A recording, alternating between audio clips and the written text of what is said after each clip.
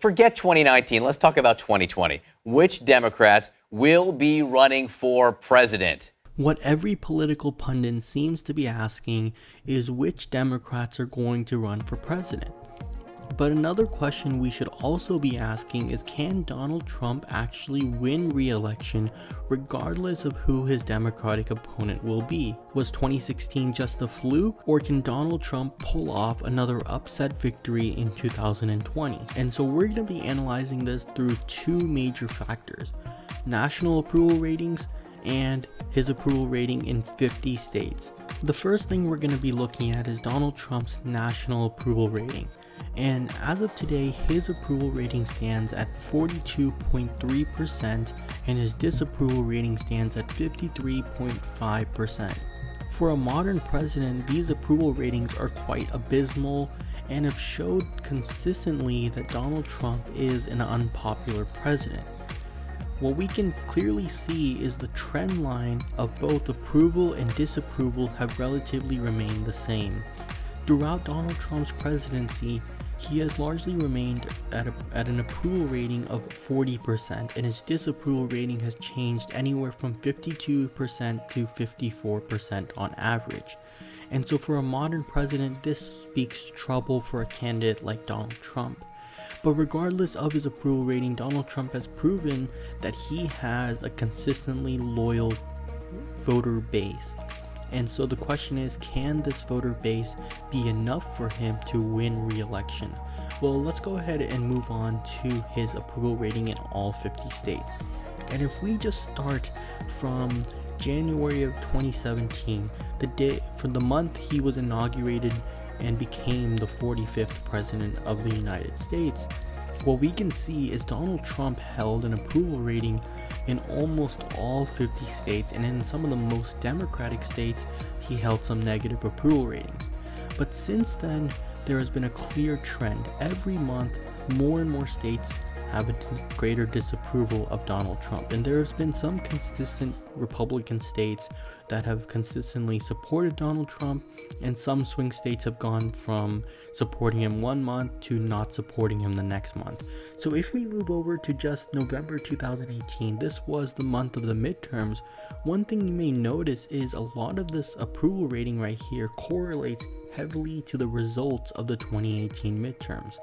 For instance, Trump-related candidates won in Ohio and Florida, and as you can see, his approval rating in November of 18 was in the green in Ohio and Florida, similarly in Indiana and Texas.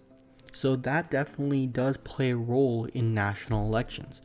And moving on to the newest one, December 2018, his disapproval rating has spread to some of the swing states, including Georgia, Florida, North Carolina, and Ohio. And this doesn't speak good news for Donald Trump. But assuming these approval ratings among lean Republican states and some of his stronger states from 2016, Ohio and Florida, are consistent, then it's more than likely that these states will likely remain in Trump's column. One other thing we can also analyze is that in Pennsylvania, out of all the Rust Belt, seems to be one of those states that is going to consistently stay a swing state in 2020, and it is one of those states that's going to be very important for Donald Trump to win if he is interested in winning the presidency. States like New Hampshire, Michigan, Minnesota, and Wisconsin seem to be much more difficult to win for Donald Trump in 2020, while Donald Trump still has a decent chance in winning in Florida, Georgia, North Carolina, and Ohio.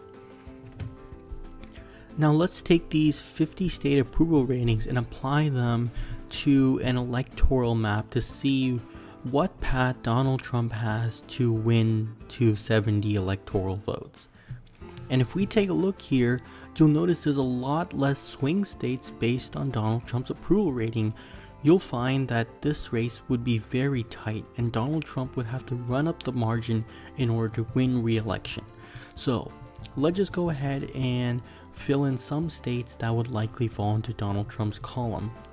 I would say Arizona would likely remain lean Republican, Florida and Ohio in 2018 both elected Trump-style candidates despite Democratic enthusiasm, so I could fairly say that Florida and Ohio would go to Donald Trump, and so this would put Donald Trump at 253 to the Democrats 248.